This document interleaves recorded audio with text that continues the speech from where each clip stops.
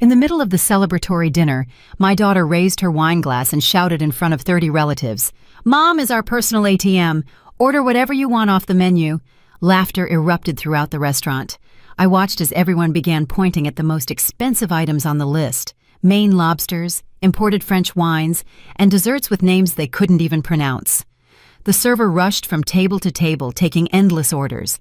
I sat frozen in my chair while my daughter celebrated my public humiliation as if it were a hilarious joke. When the head waiter finally presented the bill on a small silver platter, the number hit me like a physical blow. $1,000. 30 pairs of eyes were fixed on me, waiting. I took a deep breath, calmly picked up my purse, and said with a smile, "I need to use the restroom for a moment." I stood up. I walked through the tables with my back straight and slipped out the main door. I didn't look back. I hailed a cab and disappeared into the night. What happened next is something they still recall with horror. My name is Lena Dubois. I am 69 years old, and for most of my life, I was an English literature professor at a public high school in Atlanta, Georgia. I am not wealthy, but I'm certainly not poor. I've been a widow for 8 years. My husband, Isaiah, died of a sudden heart attack one Sunday afternoon while watering the plants on our porch. Everything changed after that, but not in the way one might expect. It changed because I became something I never intended to be, the solution to every single problem my family had. Valerie is my only daughter. She is 42. She studied graphic design, but never truly committed to a career. She always had an excuse. The market was tough, clients didn't pay well, she needed better connections. I, like a good mother, always supported her. I paid for her entire college education. I bought her first professional computer. I financed 2 failed business attempts before the 3rd month. When she married Derek Jackson, a nice guy without much ambition, I paid half of the wedding costs. When they had trouble with rent, I helped them for 6 months straight. And so it went, again and again, because that's what mothers do, right? They sacrifice, they give without expecting anything in return. They are the invisible support that never fails. But the truth is, I did expect something. Not money, not gifts, just a little respect. A call once in a while that wasn't followed by a request. A visit that didn't end with Valerie subtly checking my wallet to see how much cash I was carrying. I wanted her to see me as her mother, not as her personal bank. But over the years, I learned that to Valerie, I was exactly that, an ATM with easily ignored feelings. The weight of generosity. After Isaiah's death, the pension I received was modest but decent. Combined with my life savings from decades of work, I had enough to live with dignity. I could have traveled, seen Europe as I always dreamed. I could have bought that small house near the beach in Hilton Head, South Carolina, that I saw once, but no. Every time I saved a little money, Valerie would show up with a new crisis. The car broke down, Derek lost his job again, the kids needed tuition money, and I, as always, would open my purse. It wasn't just Valerie. My sister, Aisha Wells, also had a habit of calling just before the end of the month, always with the same sweet, false tone. "Lena, darling sister, could you lend me a little? You know how things are." Aisha lived in a bigger house than mine, drove a newer car, and dined out every weekend. But according to her, I was the one with money to spare. The loans never came back, not a single one. After a while, I stopped calling them loans and accepted them for what they truly were, forced gifts. Then there was Rochelle, my cousin. Every time we met at a family gathering, she'd find a way to sidle up and whisper some urgent need in my ear. Her son Malik needed money for college applications. She had to pay a medical debt. Her washing machine broke. It was always something. And I always ended up opening my purse, pulling out some bills while she hugged me and called me an angel. I remember one Christmas, 3 years ago, when Valerie hosted dinner at her house. I arrived with gifts for everyone, as usual. I had spent weeks finding the perfect present for each person. For Valerie, a set of ceramic skillets she'd mentioned wanting. For Derek, an olive green shirt I saw in a boutique that I thought was his style. For the children, toys I knew they would adore. When it was time to open the gifts, Valerie unwrapped hers, glanced at it for just 2 seconds and said, "Oh, thanks, Mom. although I would have preferred cash so I could buy what I really need. There was no hug, no kiss, just that sentence that sliced through me like a cold knife. That night, as I drove back to my house, I cried the entire way, not over the money spent on gifts, but because I finally understood that to my daughter, I was not a person. I was a source of resources, a means to an end. Worst of all, I had allowed things to get to this point. Year after year, sacrifice after sacrifice, I had built this monster with my own 2 hands. But that December night was not enough to make me react. Not yet. I kept giving, I kept paying, I kept being the silent, reliable family ATM until that cursed day arrived. The day of the restaurant, the day everything exploded, the day Valerie decided to publicly humiliate me. And I finally decided that enough was truly enough. The trap at the Monarch Room. It all started with a phone call on a Tuesday afternoon. I was in my living room reading Toni Morrison's Beloved, a book I'd read countless times, but that always brought me comfort. The phone rang, and I saw Valerie's name on the screen. I hesitated for a moment before answering. Lately, every call from her ended with a request for money, but she was my daughter, and mothers always answer. "Mom, I have wonderful news," she said in an unusually cheerful voice. "I want to organize a special family dinner to thank you for everything you've done for us over all these years. You deserve it." I was silent, processing her words. Valerie wanting to thank me without asking for anything in return. Something in my stomach twisted with suspicion, but I immediately felt guilty for doubting my own child. "A dinner?" I asked cautiously. "Yes, Mom, at the Monarch Room. You know, that elegant place downtown. I'll invite the whole family. It'll be beautiful. This Saturday at 8 o'clock. Does that work for you?" I accepted, even though a part of me already knew this wasn't a celebration. It was a setup. I spent the days leading up to the dinner with a mixture of hope and anxiety. I desperately wanted to believe that Valerie finally saw me, that she had matured, that she understood all I had sacrificed for her. I bought an ivory-colored dress, simple and elegant. I had my hair professionally done. I even bought a pair of pearl earrings I'd seen in a store window and never dared to buy because I was always saving to help someone else. For once, I wanted to feel special. On Saturday, I arrived at the Monarch Room exactly at 8 o'clock. It was one of those places where the important people of Atlanta went for special occasions: high ceilings, crystal chandeliers, cream-colored tablecloths, and servers in impeccable suits. I had never been there. When I entered, a hostess greeted me with a professional smile and guided me toward the private room Valerie had reserved. When the doors opened, I froze. There were 30 people there. 30. Valerie stood next to a long table, wearing an emerald green dress that probably cost more than I made in a month. Derek was beside her with a glass of wine in his hand and that awkward smile he always wore when he knew something was wrong but didn't dare say it. I saw Aisha seated near the head of the table with that glint of satisfaction in her eyes that she always got when she smelled an opportunity to take advantage of someone. Rochelle was there too, along with her son Malik. And there were more people, cousins I hadn't seen in years, Valerie's neighbors, even some of Derek's friends I barely knew. "Mom, you made it!" Valerie shouted, approaching me with open arms.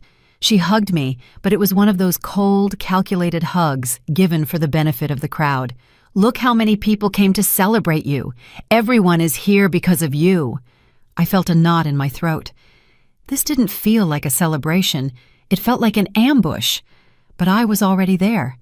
30 pairs of eyes were watching me, so I smiled and greeted everyone, though my hands were shaking slightly. They seated me in the center of the main table, in a chair that resembled a small throne. Valerie stood up and tapped her glass with a knife to get everyone's attention. The room fell silent. "I want to make a toast," she began, and my heart swelled for a second with the hope that perhaps, just perhaps, this was real. To my mother, Lena Dubois, the woman who has always been there, the one who never says no, the one who always has open hands to help us. Up to that point, everything sounded fine. People started applauding. I felt tears welling up in my eyes, but then Valerie continued. And with every word, my hope crumbled. Because let's be honest, she said with a laugh that cut through me like broken glass, Mom is our personal ATM, and tonight we're going to enjoy it. Order whatever you want off the menu. It's all on her. The room exploded in cheers and applause. I watched as everyone eagerly grabbed their menus. Aisha practically lunged for hers, pointing to the most expensive dishes with her finger. Rochelle imperiously called the waiter over and started ordering without even looking at me. Malik ordered a $300 bottle of high-end bourbon. People I didn't even know started ordering lobster, imported cuts of meat, French wine, appetizers, main courses, desserts. The chaos was total. I sat there, frozen, my hands resting in my lap. The ivory dress that had made me feel special now felt like a ridiculous costume. The pearl earrings weighed on me like stones. I wanted to get up. I wanted to scream. I wanted to ask Valerie how she dared to humiliate me this way. But I couldn't. 30 people were there. The restaurant was full. I felt that if I opened my mouth, the only thing that would come out was a ragged, tearing sob. Valerie sat down next to me, still chuckling.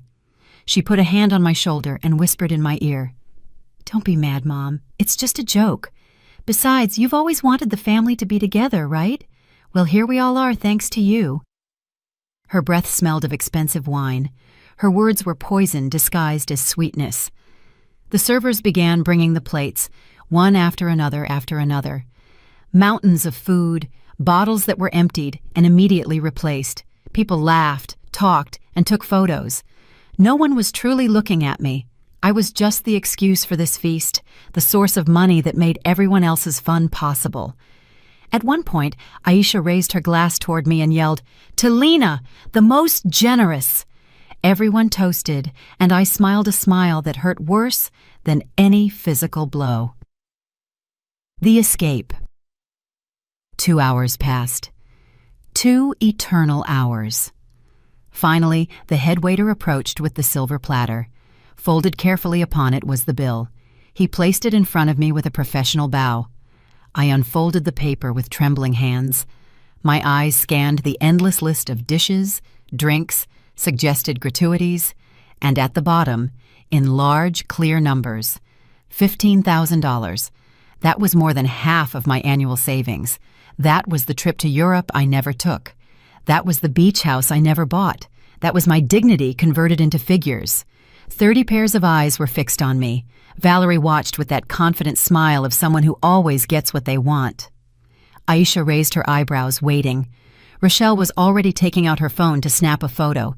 And in that moment, I felt something I had never felt before. It wasn't sadness. It wasn't disappointment. It was clarity. A cold, sharp clarity, like a surgeon's scalpel. I finally saw the truth. And the truth was, if I didn't save myself right then and there, no one else would. So I took a deep breath, folded the bill neatly, set it on the table, picked up my purse, stood up with all the dignity I had left, and said in a soft but firm voice, "I'm going to the restroom for a moment." And I started walking. I walked between the tables with my back straight and my head held high. Every step distanced me from those 30 people who had used me for years. I could feel their eyes on me, but none of them suspected a thing. Why would they? I had always been compliant, always paid, always smiled, and accepted my role as the family ATM. They had no reason to think this time would be any different. I passed the waiter who had served us all night. He smiled at me with professional courtesy. I crossed the main dining room, where other families were eating peacefully, oblivious to the drama unfolding in the private room. I reached the hallway that led to the restrooms and kept going. My legs moved on their own, guided by a survival instinct I didn't know I possessed. I reached the reception desk. The hostess who had greeted me upon arrival was distracted by her computer. She didn't see me pass. I pushed open the glass door, and the cool night air hit my face. It was April, and the breeze still carried that pleasant coolness. I took a deep breath for the first time in hours. My lungs filled with clean air, air that wasn't contaminated by the cruel laughter of my family. I looked around. The street was lit by antique lamps. A few taxis were waiting on the corner, and in that moment, I made the most important decision of my life. I walked toward the first cab. The driver, an older gentleman with a gray mustache, looked at me kindly. "Where to, ma'am?" he asked. "The Greyhound bus terminal," I replied without hesitation. My voice sounded strange, as if it belonged to someone else, a braver person, a person who had finally woken up. During the ride, I pulled my cell phone from my purse. I had 3 messages from Valerie. The first said, "Mom, where are you? The waiter is asking for you." The second, "Mom, it's not funny, come back." The third, "Mom, answer the phone." I turned off the phone. The silence that followed was the most beautiful sound I had heard in years. We reached the terminal. I paid the driver with a $20 bill and told him to keep the change. I entered the building. The terminal was almost empty at that hour.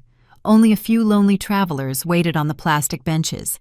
I walked up to the ticket counter. A young woman in a green uniform attended to me with a tired smile. "Where are you traveling?" she asked. I thought for a moment. I needed to go somewhere where I could think, where I could breathe, where no one knew me. I remembered Diane, my childhood friend. We had met in elementary school more than 50 years ago. She had moved to Charlotte, North Carolina after getting married, but we always kept in touch, sporadic calls, Christmas cards.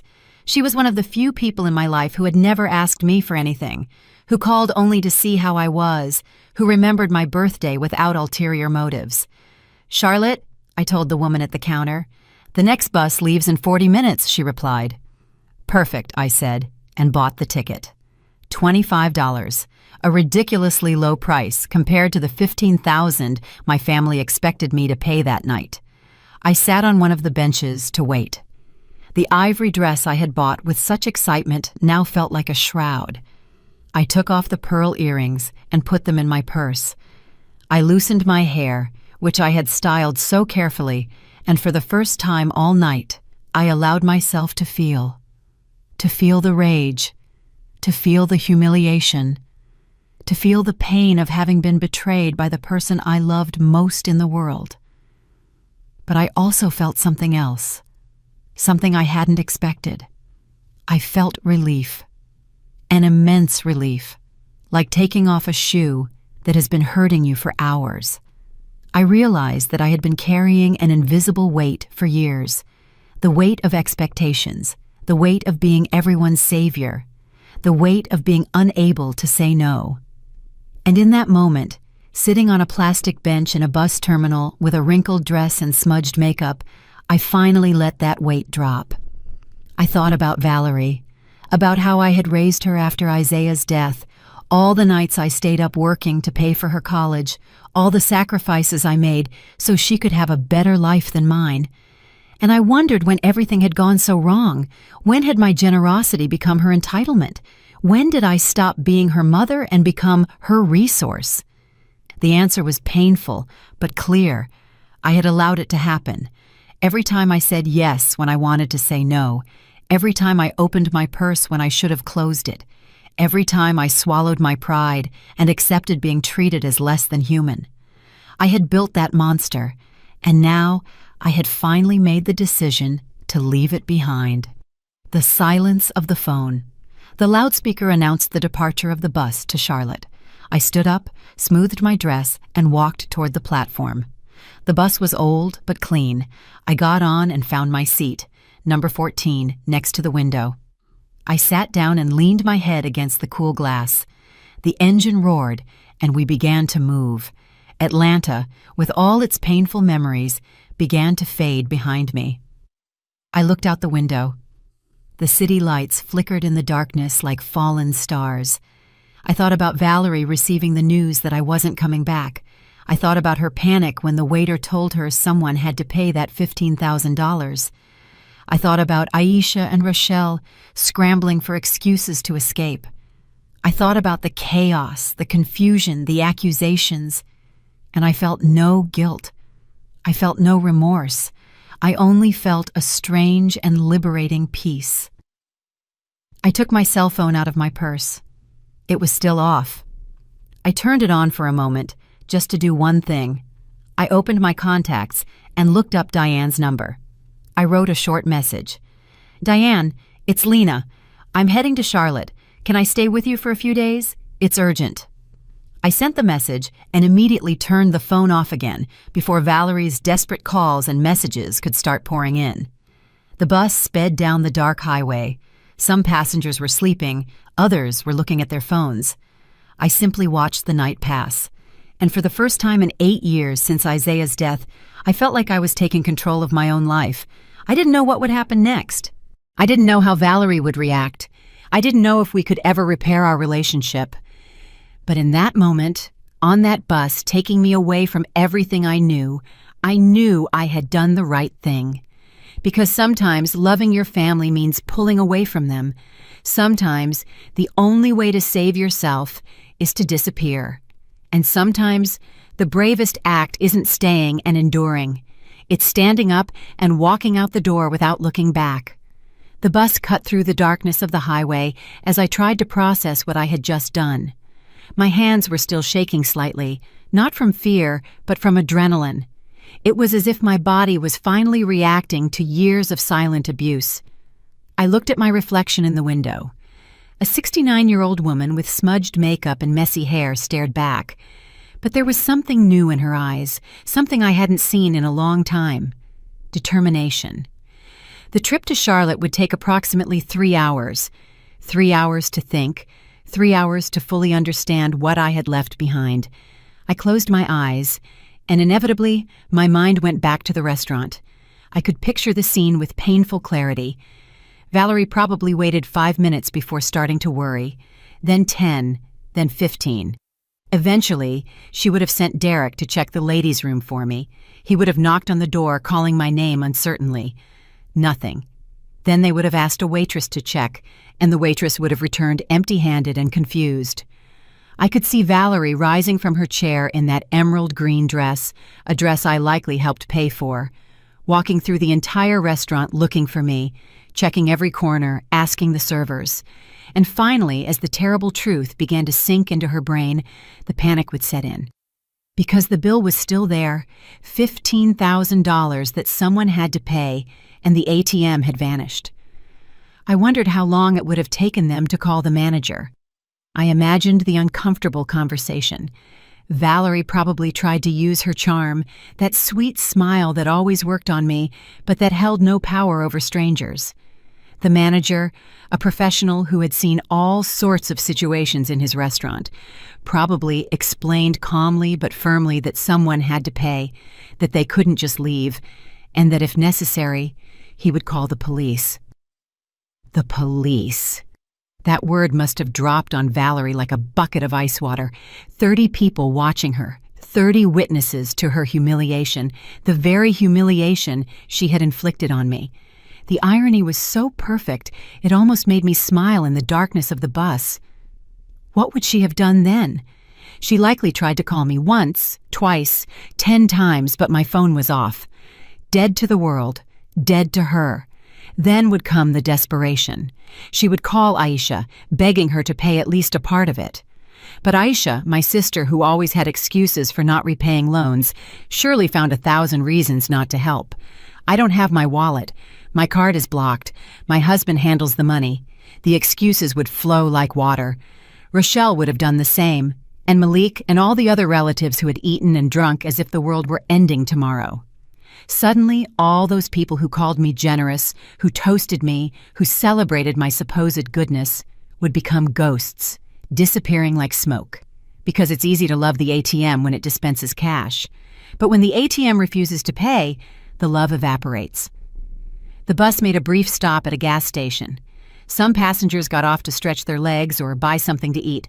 I remained seated, not hungry, not thirsty, just left alone with my thoughts. Through the window, I saw a young family, a father, a mother, and a small girl. The girl was eating ice cream and laughing. Her parents looked at her with genuine love, unconditional love, love without invoices. And I felt a pang of sadness for everything Valerie and I had lost, because there was a time when our relationship was different, when she was little and hugged me just because, when she told me, "I love you, Mom," without expecting anything in return, when I was her hero, not her bank. Where had that little girl gone? When had my daughter transformed into this cruel, calculating woman who had publicly humiliated me? The answer, once again, was uncomfortable. I had contributed to that transformation. Every time I gave her money without teaching her the value of work, every time I solved her problems without letting her face the consequences of her decisions, every time I rescued her when I should have let her fall so she could learn to stand up on her own. I had been a loving mother, yes, but I had also been a weak mother, and that weakness had created a monster. The bus started moving again. I checked the time on the station clock, almost 11 o'clock at night. By this time, the situation at the restaurant had likely reached its most critical point. Valerie would have had to face reality. Someone had to pay, and that someone would have to be her. I imagined Derek pulling out all his credit cards, calculating limits, trying to scrape together the $15,000 across multiple cards, sweating, shaking, cursing the day he married my daughter. And then would come the shame. 30 people witnessing the organizer of the event unable to pay the bill. The waiters impatient, the manager with his arms crossed. Some relatives would likely have already found excuses to leave. I have to work early tomorrow. The kid has school. It's getting late. One by one, they would abandon the sinking ship. Because that's how it works. People are only with you when everything is going well. When things get tough, they disappear.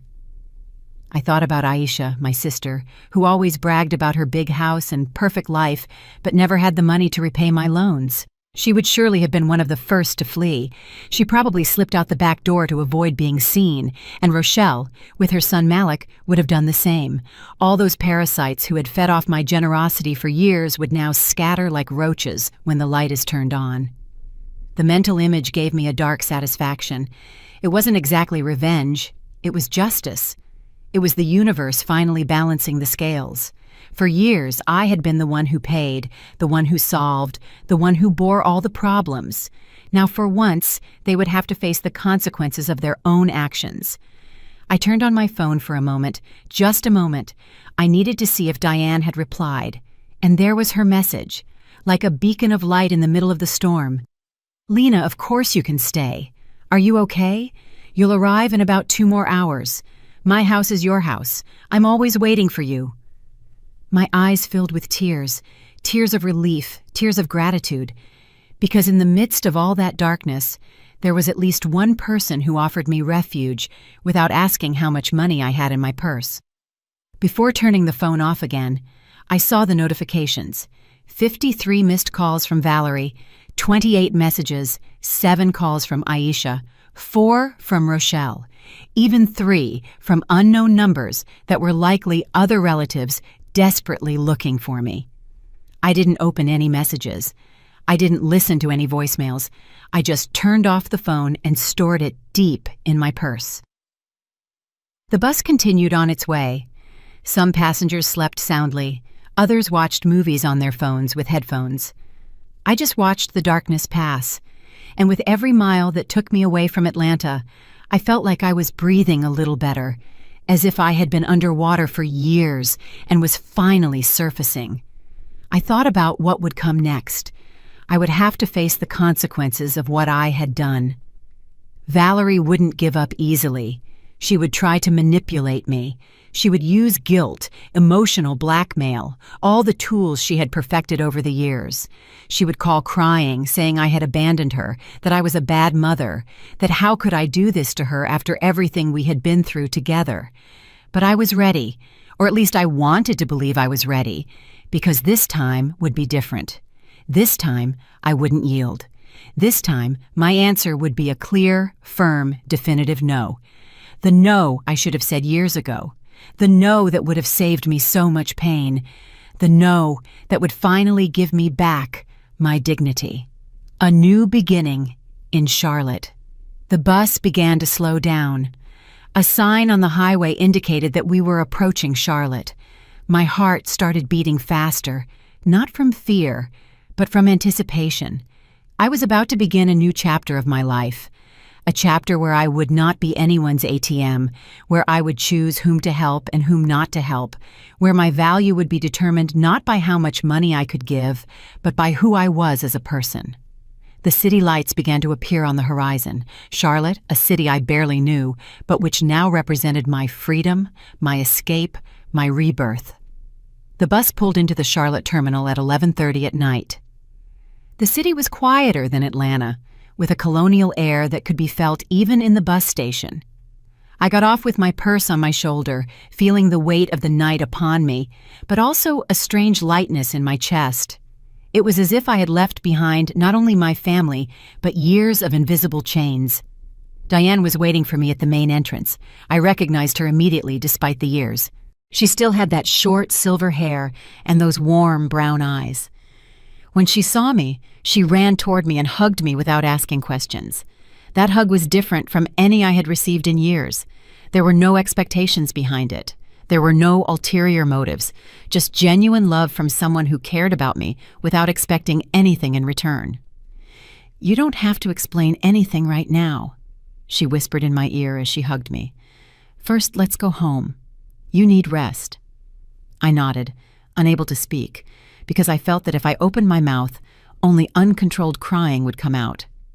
We walked to her car, a modest but well-maintained gray sedan. During the drive to her house, Diane played soft music and didn't ask uncomfortable questions. She just held my hand in a silent gesture of support. Her house was small but cozy.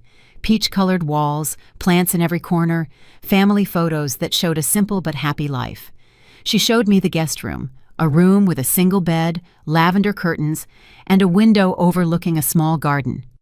"Stay as long as you need to," she said. "This is your home now." That night, I slept profoundly for the first time in months, perhaps in years. I didn't dream about Valerie or the restaurant or the $15,000 bill. I dreamed of the sea, with calm waves and white sand. I dreamed of peace. I woke up the next day with the sun streaming through the window. It was almost 10 o'clock in the morning. It had been years since I'd slept that late.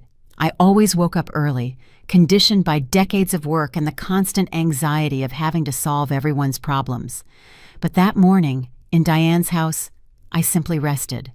I got up, showered, and put on clean clothes that Diane had left on a chair. They were a little big on me, but comfortable. I went down to the kitchen, following the aroma of freshly brewed coffee. Diane was making breakfast: scrambled eggs, hash browns, and hot biscuits. Simple food, but made with love. "Did you sleep well?" she asked with a smile. "Better than in years," I replied honestly. We sat down to eat, and I finally told her everything. I told her about Valerie and how I had become her personal ATM. I told her about Aisha and Rochelle and all the parasites who had sucked the life out of me for years. I narrated in detail the humiliation at the restaurant, the $15,000 bill, and my silent escape. Diane listened without interrupting. When I finished, she just shook her head and said, "You did the right thing, Lena. Sometimes walking away is the only act of self-love we have left." Her words freed me from the last bit of guilt I was still carrying. After breakfast, I turned on my phone. It was time to face the storm I had left behind. The notifications exploded like fireworks. 122 missed calls, 87 messages. The voicemail was full. I took a deep breath and started reading. Valerie's first messages were confused. "Mom, where are you? Mom, this isn't funny. The waiter is waiting." Then came the panic. "Mom, please answer. I can't pay this. Where are you?" And finally the pure rage. "You're a selfish jerk. You abandoned us." What kind of mother does this? I read every message with a calm that surprised even me. The words that would have shattered me before now simply bounced off a shield I didn't know I possessed. Valerie was calling me selfish for not paying a $15,000 bill that she had deliberately created to humiliate me. The irony was so grotesque it was almost funny. There were messages from Aisha too. "Lena, Valerie told me what happened. I can't believe you left us like that. Family is sacred. Family is sacred." How easy it is to talk about how sacred family is when you're not the one paying all the bills, when you're not the one sacrificing your dreams for the whims of others. Rochelle had only written once, "I didn't think you were capable of something like that." What a disappointment. I deleted the message without replying. I owed no one an explanation. But there was another message that surprised me. It was from Derek, Valerie's husband. "Lena, I know I have no right to ask you for anything, but Valerie is destroyed. We had to pay the bill with 4 different credit cards. Now we have a $15,000 debt plus interest. I don't know how we're going to get out of this. She won't stop crying. She says you ruined her life. Please at least call her." I read that message 3 times, and each time I felt less compassion. Valerie said I had ruined her life. I, the mother who had sacrificed everything for her, the one who paid for her education, her failures, her whims, the one who never said no until there was nothing left of myself, and now I was the villain of the story. Diane sat next to me and read my expression. "Are you going to respond?" she asked. I thought for a long moment. Part of me wanted to write a long message explaining everything, defending myself, justifying myself, but then I realized I didn't need to. My actions spoke for themselves. Finally, I wrote a single message and sent it to Valerie. "I spent my entire life being your ATM. I financed your studies, your failures, and your whims. I gave you everything I had, and the only thing I received in return was humiliation. That night at the restaurant, you called me an ATM in front of 30 people. You used me. You ridiculed me. You expected me to pay $15,000 as if my money had no value, as if I had no dignity. Well, the ATM is out of order. I will not give you a single red cent again. The debt you have is yours, not mine. The consequences of your actions are yours, not mine. Learn to live with them. Do not contact me again." I sent the message and blocked her number immediately. Then I blocked Aisha, Rochelle, and all the parasites who had drained my energy and money for years. One by one, I erased them from my life with a simple digital gesture, and with each block, I felt like I was breathing better. Diane hugged me. "I'm proud of you," she said. And those words meant more than anything Valerie had ever said to me. Planting seeds of dignity. The following days were strange but liberating. Valerie tried calling me from other numbers. She asked friends and acquaintances to contact me. A message even appeared from an unknown number claiming to be a lawyer, threatening to sue me for abandonment. I laughed. There was no law that required me to pay the voluntary debts of my adult daughter. Meanwhile, my life in Charlotte began to take shape. Diane introduced me to her friends at the book club. Women my age, some widows like me, others divorced, all with stories of liberation and rebirth. We met twice a week to discuss books, drink coffee, and share our lives without judgment. One afternoon, Diane took me to a painting workshop. I had never painted in my life. I had always wanted to, but never had the time, or rather, I never gave myself permission to take that time. That day, I painted a sunset over the sea. The colors were chaotic and uneven, but it was mine. It was my creation, and no one could take it away from me. I also started walking in the mornings in the park near Diane's house. There was a small botanical garden with all kinds of plants. I spent hours there, reading the plaques with the scientific names, learning about flowers I had never seen. It was like rediscovering the world from scratch. One morning, while watering the plants in Diane's garden, I received a message from a number I hadn't blocked. It was from a distant cousin named Avery, someone I barely knew. "Lena, I just wanted to tell you that everyone in the family is talking about what happened. Some say you did wrong, but I think you did the right thing. Valerie was always a user. It was time for someone to set boundaries. I hope you are well. Take care." That message made me cry, not from sadness, but from validation, because it meant that at least one person in that family circus understood. At least one person saw the truth behind the facade. I replied with a simple, "Thank you, Avery. I am better than ever." And it was true. For the first time in decades, I was living for myself, without guilt, without artificial obligations, without the burden of being everyone's savior. I was free. 3 weeks passed since that night at the restaurant, 3 weeks in which I slowly began to rebuild myself. Diane offered for me to stay as long as I needed, and I gratefully accepted. Every morning, I woke up in that room with lavender curtains and felt like I was living a life I didn't know I could have. A life where my decisions were mine, where my money was mine, where my peace was mine. I signed up for more classes besides painting. Now I took a ceramics workshop on Tuesdays and Thursdays. My hands, which for years had only served to open my purse and hand out money, were now creating things.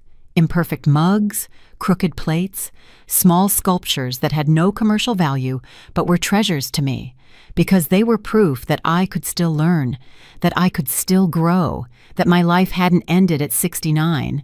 It was just truly beginning.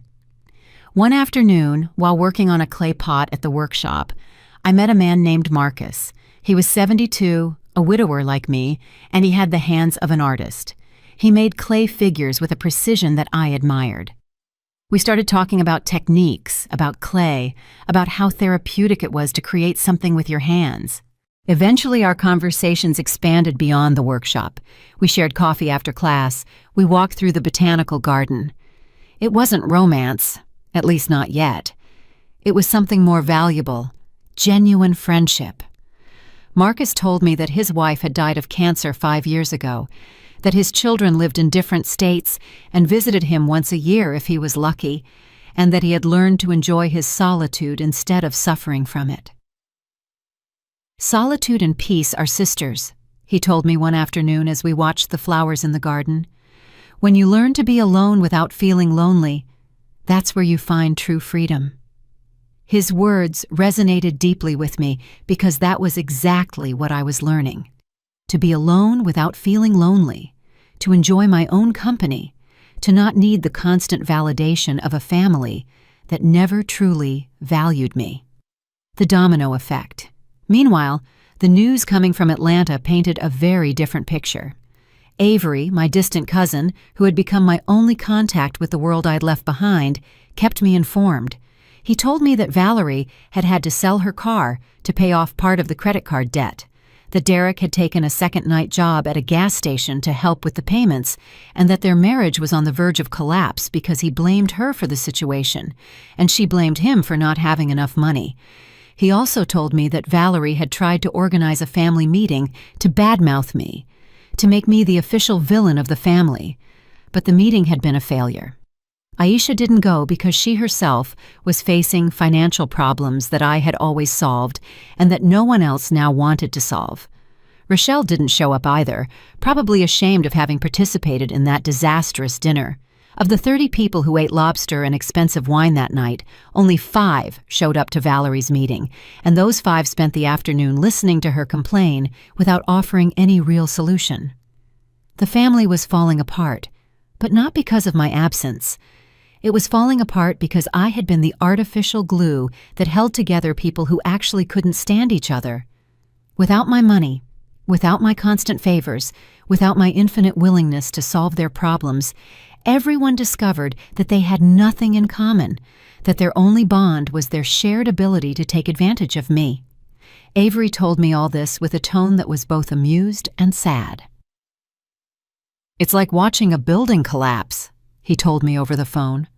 A building that was always poorly constructed, but no one wanted to admit it was about to fall. He was right, and although part of me felt sadness for the collapse of my family, a stronger part felt relief because it meant I had finally cut the chains. I was finally free. One Saturday morning, Diane proposed something unexpected. "Lena, I've been thinking. You have to make a decision about your future. Are you going to stay in Charlotte?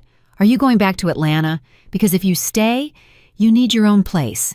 You can't live with me forever, although I would love for you to." She was right. I had been in a kind of limbo, living day by day without really thinking about the future. That afternoon, I sat in Diane's garden with a notebook and a pen. I made 2 columns. In one, I wrote, "Reasons to go back to Atlanta." In the other, "Reasons to stay in Charlotte." The first column remained completely empty. There wasn't a single valid reason to go back. My house there was full of painful memories. Valerie was still there, probably waiting for an opportunity to manipulate me again. Aisha, Rochelle, all the parasites were still there, ready to suck whatever was left of me. The second column, however, filled up quickly. Peace. New genuine friends, opportunities for growth, distance from toxicity. Diane, Marcus, the ceramics workshop, the botanical garden. A life that was finally mine. I made the decision that same day. I would stay in Charlotte. I would sell my house in Atlanta and buy something small here, something modest, but mine. A place where I could plant flowers and paint sunsets and create clay pots without anyone interrupting me to ask for money. I told Diane my decision, and she hugged me with tears in her eyes. "I'm so happy," she said. "Charlotte has given you back your life." And she was right. This place, this city I barely knew 3 weeks ago, had given me something my own family never could: the freedom to be myself. I hired a lawyer in Atlanta to handle the sale of my house. I gave him clear instructions. I wanted no direct contact with anyone in my family. Everything would be done through him. Valerie tried to interfere, of course. She called the lawyer, crying, saying the house was her inheritance, that I had no right to sell it. But the lawyer, a professional and direct man, explained that the house was in my name, that I had every legal right to sell it, and that her opinions were irrelevant. The house sold in less than a month. I received $325,000. It wasn't a fortune, but it was more than enough to buy something modest in Charlotte and live comfortably with my pension. Valerie sent me a message from a new number I hadn't blocked yet. "You could at least give me a part of that money. I'm your daughter. I need it to pay the debts you caused." I let out a bitter laugh. The debts I caused. How convenient it was to rewrite history. How easy it was to blame me for a dinner she organized, a humiliation she orchestrated, a bill she deliberately created. I blocked that number too and moved on. The Queen Elizabeth rose. With the money from the sale, I bought a small house on the outskirts of Charlotte. It had 2 bedrooms, a large kitchen with east-facing windows to catch the morning sun, and most importantly, a garden. It wasn't large, perhaps 250 square feet, but it was perfect.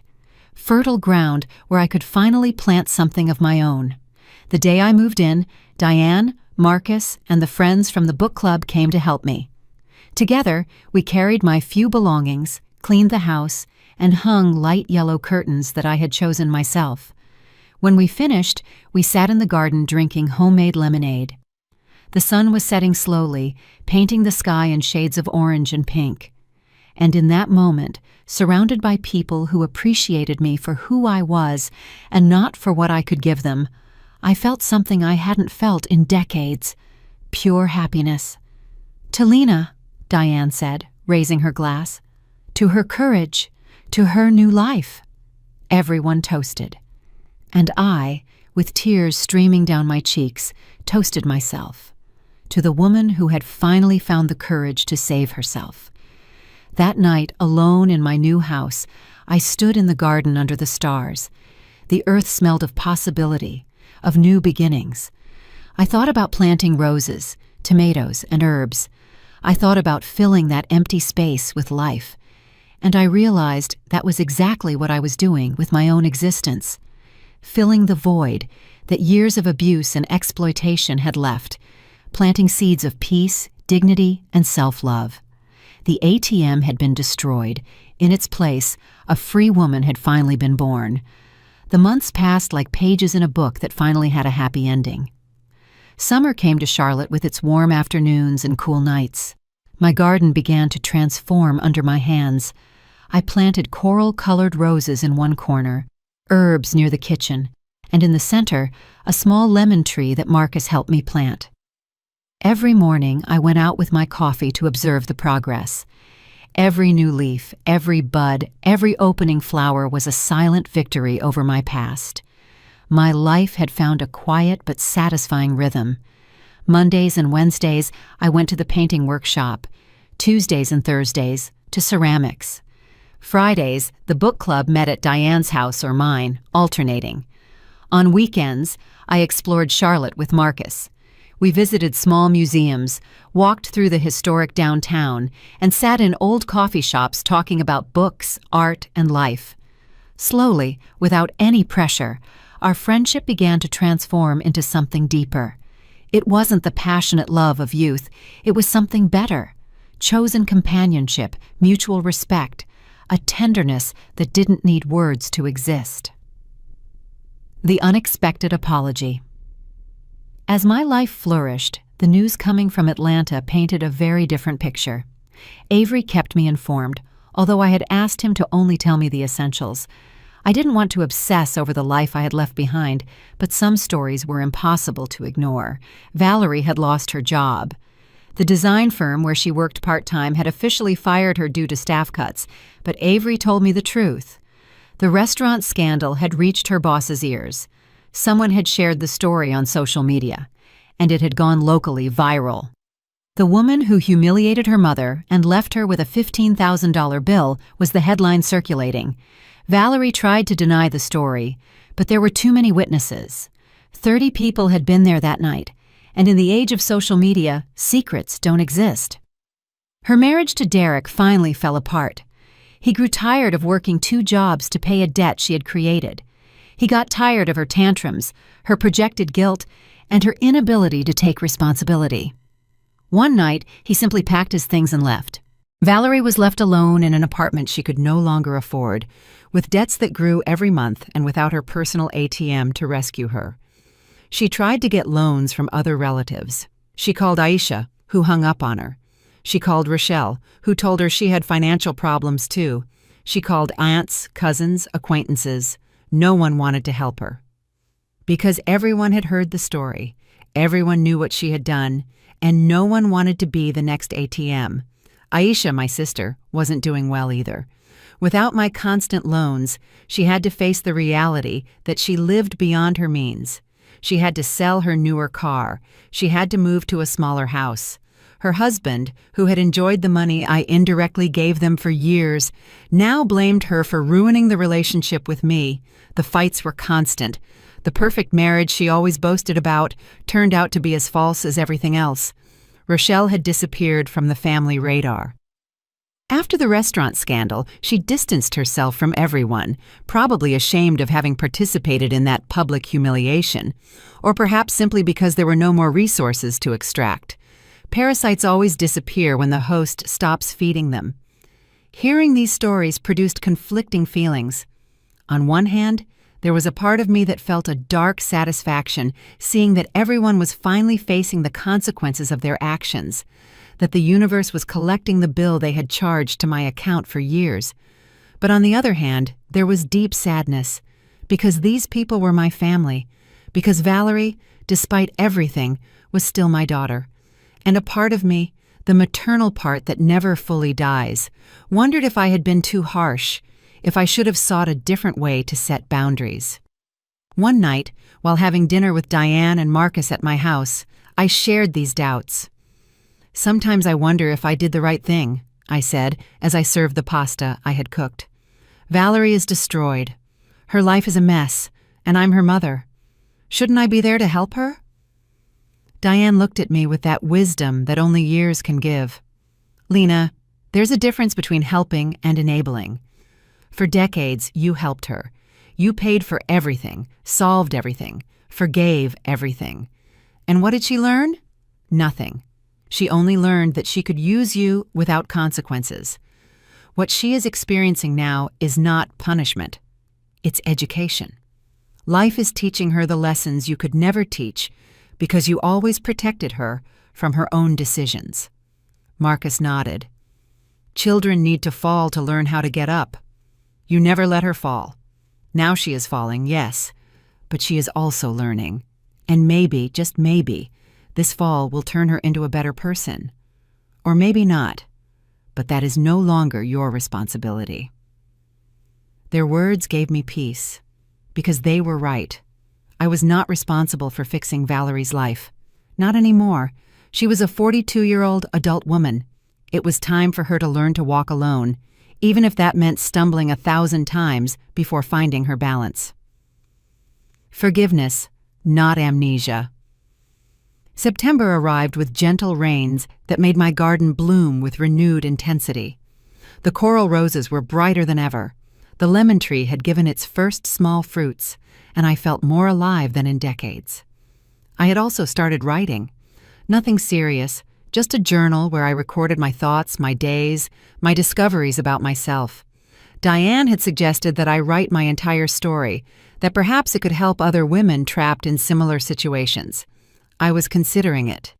One October afternoon, 6 months after that night at the restaurant, I received a call from an unknown number. I normally didn't answer numbers I didn't recognize, but something made me respond. It was Valerie's voice, but not the arrogant, manipulative Valerie I knew. It was a broken, humble, almost unrecognizable voice. "Mom," she said, and that single word contained oceans of pain. "I know I have no right to call you. I know I don't deserve a minute of your time, but I need to tell you something. I need to apologize." I remained silent, waiting. "I've lost everything, Mom. My job, my marriage, my house, my dignity, and in the middle of all this darkness, I finally understood something. I understood what I did to you for years.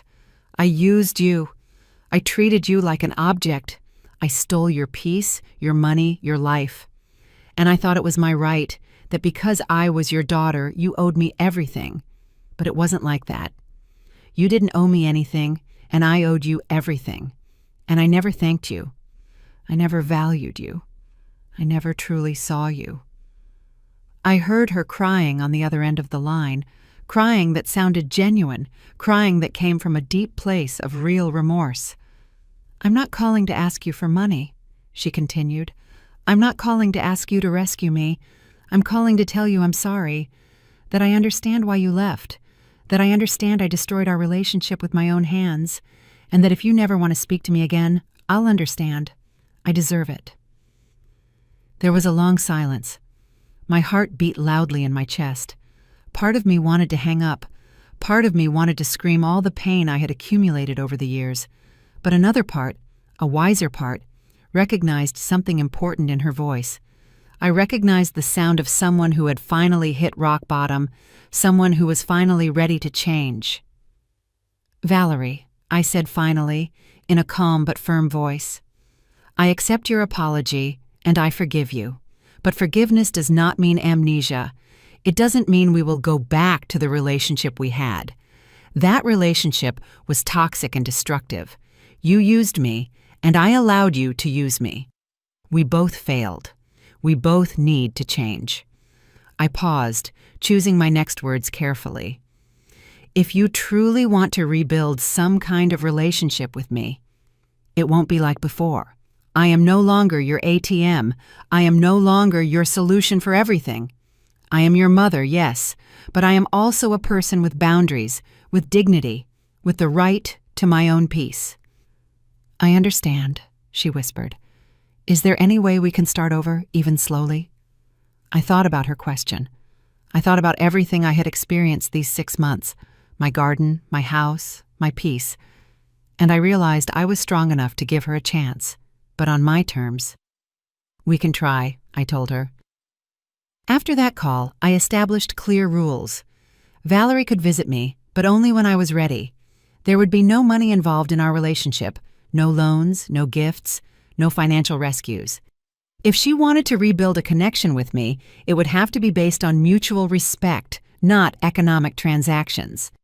I gave her the address of my new house in Charlotte and told her she could come to visit in 2 weeks.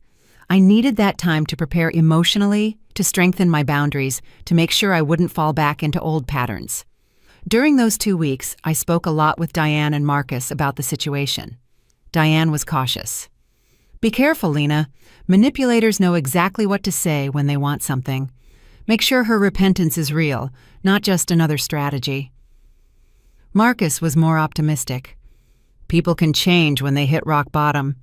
Give her a chance, but don't lower your guard. Keep your boundaries like steel walls." I prepared my house for Valerie's visit, not as I would have before, trying to impress or please her. I simply cleaned, bought some groceries to prepare a simple lunch, and made sure I had tea and coffee. I didn't want the visit to be tense, but I also didn't want to pretend everything was fine. This would be a real, honest conversation, perhaps uncomfortable, but necessary. Valerie arrived on a Saturday morning by bus. She didn't have a car, she had had to sell it. When I opened the door, I almost didn't recognize her. She had lost weight. Her clothes, though clean, were simple and old, none of the luxury she used to show off. Her hair was longer, without the expensive dye she always used, but the most impactful thing was her gaze. She no longer carried that arrogance. Her eyes showed something different. Humility, shame, genuine pain. "Hello, Mom," she said, her voice trembling. She didn't rush to hug me. She stood there, waiting for my permission. That simple gesture told me more than 1,000 words. I took a step forward and hugged her. It wasn't the warm hug from before. It was cautious, protected, but it was a start. I invited her in. Valerie looked at my house with silent astonishment. It was small, modest, nothing compared to what she probably expected, but it was full of light, plants, and soft colors. There were paintings I had done myself on the walls, ceramic pots I had made in the workshop, and books piled up in a small library. It was a real home, not a soulless warehouse of expensive things. "It's beautiful, Mom," Valerie said, and her voice sounded sincere. "It feels peaceful." We sat in the living room. I prepared tea for both of us, and then we started talking, really talking. For the first time in decades, Valerie told me everything. How, after that night at the restaurant, her life had crumbled piece by piece. How Derek had left her, blaming her for ruining their finances and reputation. How she lost her job when the story went viral. How she tried to ask the family for help, and everyone turned their back on her. How she was left alone in an apartment she couldn't afford, eating rice and beans because that was all her budget allowed. "I hit rock bottom, Mom," she said, tears streaming down her cheeks. "I was so angry at you at first. I blamed you for everything. I said you had abandoned me, that you had ruined my life. But one night, sitting in that empty apartment without electricity because I hadn't paid the bill, I finally saw it. I saw what had really happened. I ruined my own life. I used you for years. I publicly humiliated you. I created that debt monster, and you simply refused to continue being my victim." I listened without interrupting. Her pain was real. Her repentance seemed genuine, but I had learned to protect my peace. So when she finished speaking, I took a deep breath and told her my truth. "Valerie, for your entire life, I gave you everything you asked for. I sacrificed my dreams, my money, my peace of mind to ensure that you were okay. But in doing that, I did you a terrible harm. I never taught you the value of work. I never let you face the consequences of your decisions. I was always your safety net, and you learned that no matter what you did, I would always be there to rescue you. That wasn't love. That was negligence, disguised as generosity." Valerie nodded, wiping her tears. "I know. And I'm so sorry, Mom. I'm sorry I treated you like an object. I'm sorry I wasted everything you gave me. I'm sorry I humiliated you at that restaurant. That night was the worst mistake of my life. I thought it would be funny that everyone would laugh and you would pay, as always. I never imagined you would say enough, but you should have done it years ago." "You're right," I admitted. "I should have set boundaries much sooner, but it's never too late to start.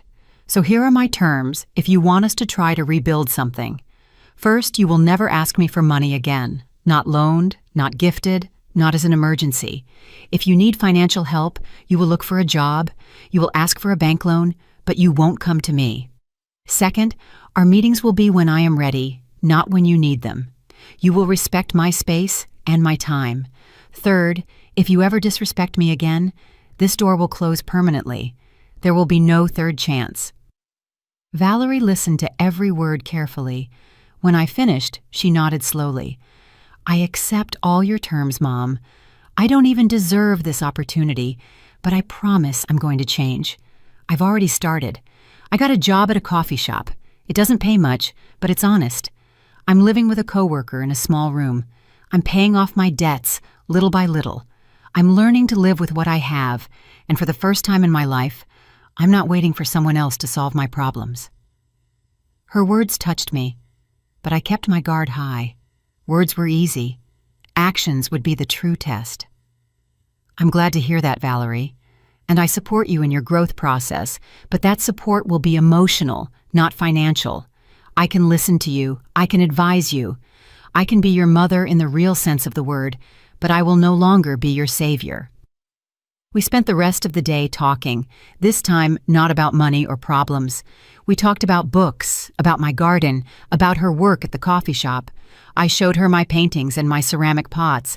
I told her about Diane, about Marcus, about my new life. Valerie listened with genuine interest, asking questions that showed she truly wanted to know me as a person, not just as a source of resources. When it was time for her to leave, I walked her to the bus station. Before she got on, she hugged me. "Thank you, Mom, for not giving up on me, for teaching me the hardest but most important lesson of my life. I'm going to do better. I promise." I watched her leave with mixed feelings, hope blended with caution, love mixed with protection. A garden of choice. In the following months, Valerie kept her word. She called me once a week, just to talk. She told me about her job, about how she was learning to manage her money, about the low-cost therapy she had started. She never mentioned economic needs. She never asked for favors. Slowly, very slowly, we began to build something new. It wasn't the traditional mother-daughter relationship we had before. It was something different, more real, more honest, healthier. Meanwhile, my life continued to flourish. Marcus and I became officially involved. We didn't live together. We both valued our independence, but we spent a lot of time together. We had dinner at my house or his. We went to the movies. We walked through the historic downtown, holding hands like teenagers. It was a mature relationship without drama, without impossible demands. It was love in its purest form. Diane remained my rock, my confidant, the sister I chose, not the one I got by blood. Her house was my second home. Her family treated me as part of their own. At dinners, at celebrations, there was always a place for me, and I finally understood what it meant to have a real family. It wasn't about shared blood, it was about mutual respect, genuine support, and love without conditions or invoices. One December afternoon, almost a year after that night at the restaurant, I was in my garden watering the plants when Valerie called me. "Mom, I wanted to tell you something. I got a better job at a small design agency.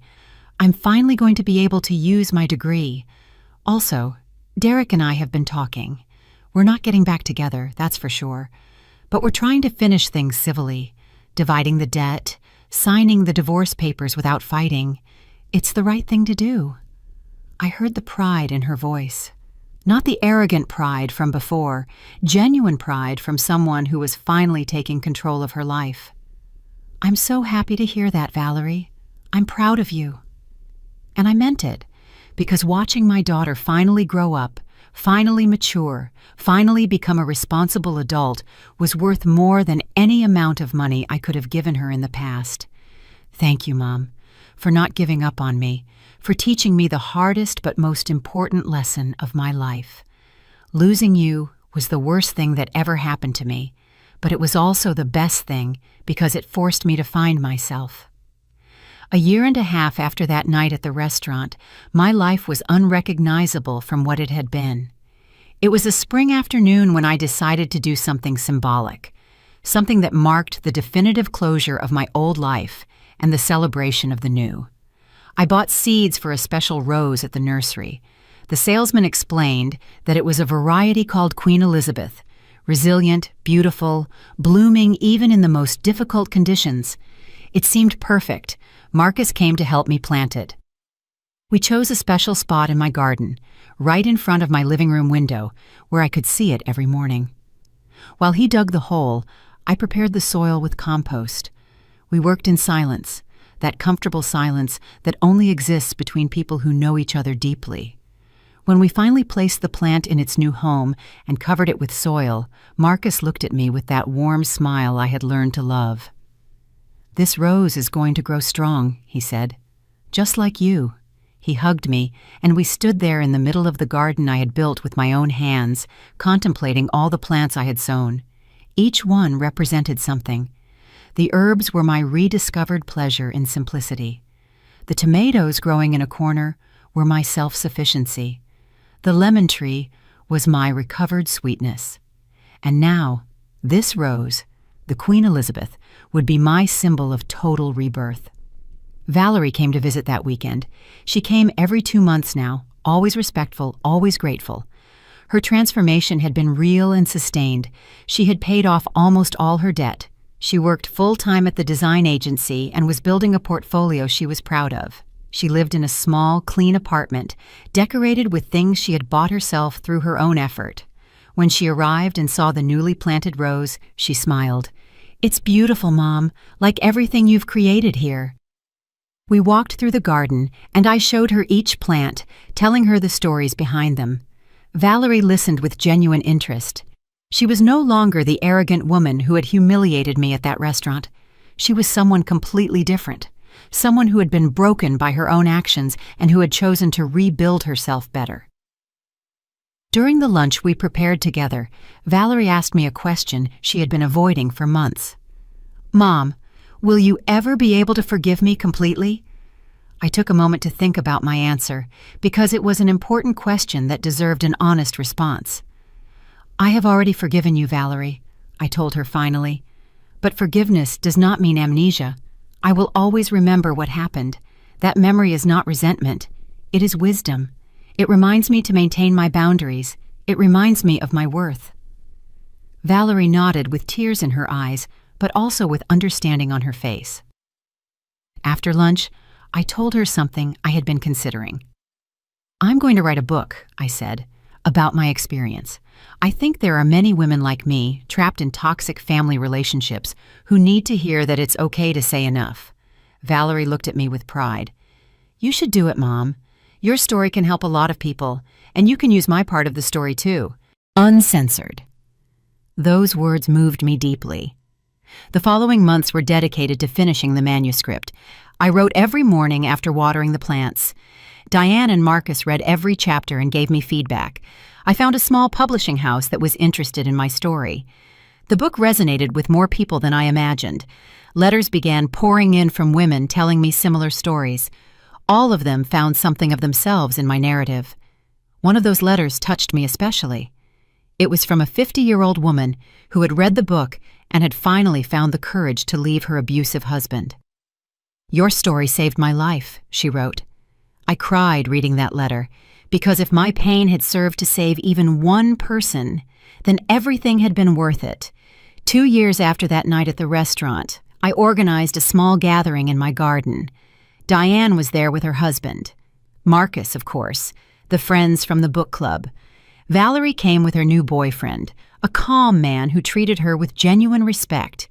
Even Avery, my cousin, drove 4 hours to be present. It wasn't a celebration of anything specific. It was just a gathering of the people who truly mattered. We cooked food together, we laughed, we shared stories. And when the sun began to set, we all gathered around the Queen Elizabeth rose, which was now blooming magnificently. "I want to make a toast," I said, raising my glass. "To second chances, to the courage to say enough, to the gardens we build after they burn us down to the roots, and to the families we choose, not just the ones we get by blood." Everyone toasted. Valerie looked at me with tears in her eyes and silently mouthed, "Thank you." That night, when everyone had left and I was alone in my garden under the stars, I gently touched the petals of the Queen Elizabeth rose. 2 years had passed since I disappeared from that restaurant. 2 years since I stopped being my family's ATM. And in those 2 years, I had found something I didn't know I could have: true peace. I no longer woke up with anxiety, thinking about what new crisis I would have to solve. I no longer measured my worth by how much money I could give. I had learned that my value lay in who I was, not in what I could provide. I looked at my garden. Every plant I had sown was growing strong. The lemon tree had fruit, the herbs filled the air with their fragrance, and the Queen Elizabeth rose shone under the moonlight like a crown of victory. This garden was the perfect metaphor for my life. I had taken soil that had been exploited for years and nurtured it until finally something beautiful could grow. I went into my house and poured myself a final cup of tea. I sat in my favorite chair by the window. Outside, the wind gently moved the leaves of my plants.